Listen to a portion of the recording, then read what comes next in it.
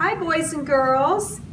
Today is Palm Sunday, and it's an exciting story, and I am so glad that we get to share it with you. Julia, you still have your coat on. Do you just always wear your coat, or do you ever put it on the ground? I think I might today. You might today. I think so. So let's listen to the story and figure out why people in Jesus' time put their coats on the ground. So Jesus was going into Jerusalem because it was a really exciting time. Boys and girls, this was before Easter. This was not yet, before Christmas. But they were all going to the temple for a big celebration. And Jesus said to two of his friends, we read about this in Mark 11. He said, "Go to the village ahead of you, and just as you enter it, you will find a colt tied there that no one has ever ridden. Untie it and bring it here. And if anyone asks you, 'Why are you doing this?' tell him, 'The Lord needs it, and we'll bring it back to you quickly.'" Boys and girls, that's exactly what happened. There was maybe a farmer in the next town, and he had a colt, and the disciples went and they found this colt, and they got it, and they brought it back to Jesus.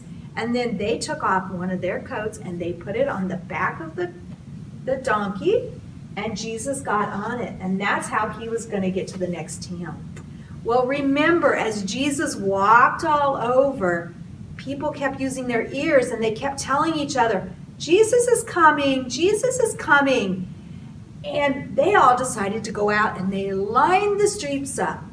They lined the streets.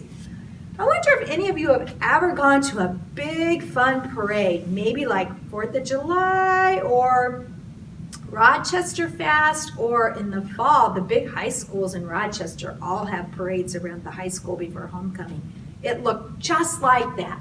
And the people were so excited. The Bible tells us that they went out to their fields and cut branches and brought them, and they started waving the branches. And they also took their coats off, and they put their coats on the ground before Jesus came. And they were saying, "Jesus, you are super, super special. And we are lining the road with our coats so that you don't have to get dirty." And they just didn't stand there and keep their mouths zipped. The Bible tells us that they sang a really, really special song to Jesus, and it says, "Hosanna, Hosanna." And they just kept singing it. The Bible even tells us it just wasn't moms and dads. It was little boys and little girls. And the Bible also says it fulfills something that was talked about hundreds of years before this, that the children would praise Jesus. And that's what happened this day. So Jesus is walking into the town, over all of this, past all the people, and he gets to this temple like our church. And there were some people at the temple whose ears were also working really well. And they could hear all those people saying, "Hosanna, Hosanna." And they were praising Jesus. And those men were not happy. In fact, they had really angry, mad faces. They said to each other, "We got to do something. Everybody's going to want Jesus to be their leader, and we want to be the leader. We don't want Jesus to be the leader at all." And you know what, boys and girls? We're going to finish this story next week, and it's going to even have a happy ending.